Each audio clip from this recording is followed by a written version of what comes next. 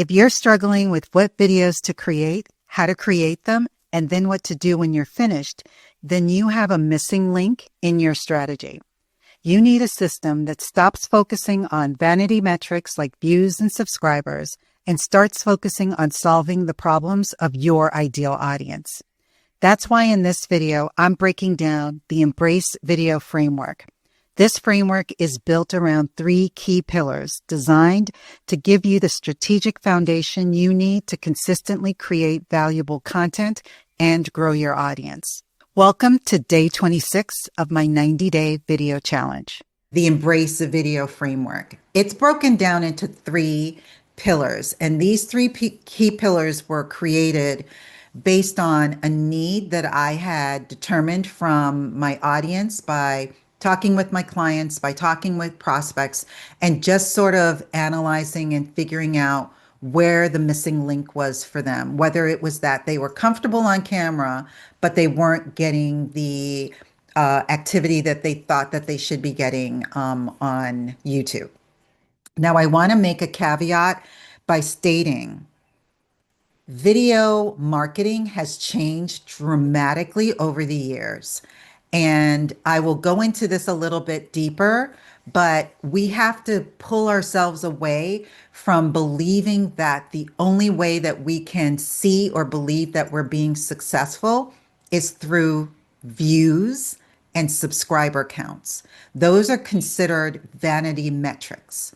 And those numbers don't really matter in the grand scheme of things, because you could have a channel that gets a boatload of views, but there's very little to no engagement, and there are no leads that are coming from those views. So which would you rather have? To show people that you have all of these views, or to know that your content is hitting with the right audience, they're engaging with your content, you're able to grow and learn from the engagement that they're providing, and you're able to get leads for your business? I would go with the one that's going to give me the leads and the engagement over the vanity numbers. So you need to just sort of keep that in mind, number one. So the first pillar is gain clarity. This is all about building a strategic foundation. And the thing that I had noticed with a lot of my audience and prospects was that they essentially weren't getting it right in terms of understanding what the needs of their ideal audience was. So therefore, that was the missing link for them, and they needed to get clear on what was it that my audience is specifically asking for solutions to, and can I actually provide those solutions to them? Am I the right person? Are my solutions a good fit for this person or these people?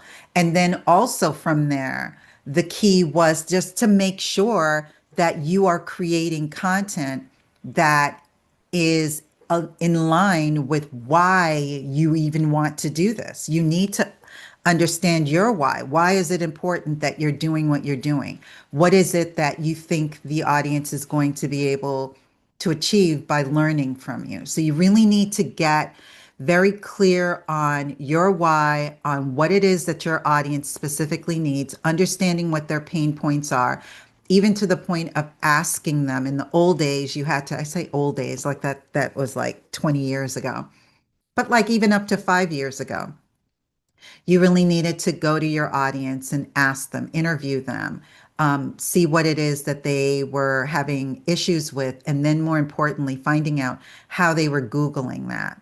What is it that they're typing into Google? Today, there are a lot of tools that can help you with that. So even if you're a brand new startup, you don't really know who to ask, you can go to these tools and they can certainly give you some feedback on that. And I want to share a slide right now where this was quoted by Stephen Bartlett. For those of you who are into podcasts, you may know who he is. He hosts a podcast called The Diary of a CEO. He's a British entrepreneur. He's like 31, 32 years old. and he's been around for a while. But he's extremely, extremely knowledgeable when it comes to marketing.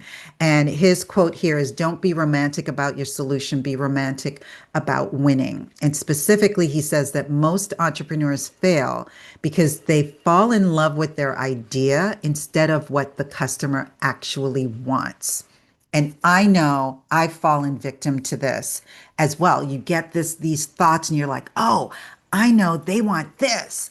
And you create the content or you create the business. He's speaking in general, in terms of both, but you don't want to be so enthralled by what it is that you're wanting to share that you lose sight of, is this what my audience needs and more importantly wants? And so that's something that I want you to really ask yourself, particularly for those who have been doing videos, you're not getting the views, you're doing everything that you're supposed to do, and we'll go through that in the rest of the pillars. But you're just not seeing the results that you want. Ask yourself, are you more enthralled with your solution than with what your ideal audience wants? And there are easy ways for you to find that out, either by asking your target audience or by doing the research to determine. So the second pillar is all about generating your content. So that's taking the ideas that you have, and the ideas also come from the clarity piece, because in the clarity piece you'll have a clear understanding of not only who you're targeting but what is it that they need. So therefore you're able to come up with the ideas that you're then now going to create. And so that's all about either writing your script or at least having bullet points as to what you want to say in your videos, and then actually recording your content and also then editing your videos. And like I said, AI has democratized that capability, that AI can help in every single step of the way. You can use AI if that is something that either is a barrier because it's time consuming or because you just don't have a clue of exactly how you need to start. AI is the best assistant that you will ever, ever, ever have. It is not something that you should, from the writing perspective, that you should just plug into ChatGPT or whatever and then just use it as is. It is an assistant that gets you started so that it can get those creative juices flowing, and you then will be able to create the content that you need to create. And then finally, the third pillar is all about growing your audience. So, how do you grow your audience? By expanding your reach and impact through making sure that you are not simply uploading, for example, your videos to YouTube and then saying, "I'm done. My video is on YouTube. YouTube, do what you need to do." That's not how it works. YouTube doesn't know that you've uploaded a video, by the way. For any of us, because I used to think this too, for any of us that just assumed, "Oh, the second that my video goes live, everybody's going to see it.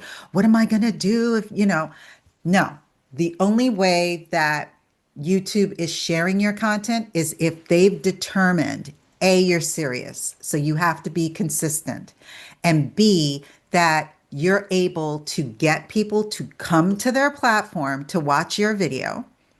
And so think of that. You're getting them to come to the platform to watch your video, and that you're able to keep their attention. And then based on that, they will then say, "Okay, yeah, this video is worth me sharing with other people."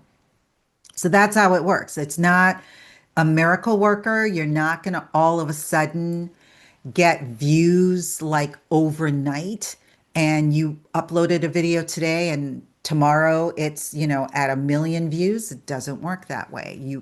It's going to take a while. If you're just getting started, it's a long process. It is not, what is it? It's a marathon, not a race. And so you need to really be in and committed to the process and committed to experimenting. That is the thing that I wish I did more of when I was first starting. And just, I do it a lot more now, but in the very, very beginning, I shouldn't say that. In the very, very beginning, I didn't know any better. So I was just throwing up whatever, just sort of throwing whatever could stick at a wall. But then I got into this like, oh my God, I have to do what the experts are saying or else, or else, or else. And now I'm back to, I'm just experimenting. I'm just having fun and enjoying the process and not relying on a result. I just want to see what's going to work and then dig in on that. So that's what I highly recommend with regards to that. Along with growing, you have to experiment with the different places that you're going to put your content. So it's not just going to be on one platform. You have to put it on the platforms where you're hanging out as well as where your audience is hanging out. So if you're using Facebook, if you know that your audience is on Facebook and Instagram, then you should be putting some content on there in the form of a video, not your long form video that you're putting on YouTube, but you definitely want to make sure that you're putting your content on those platforms as well.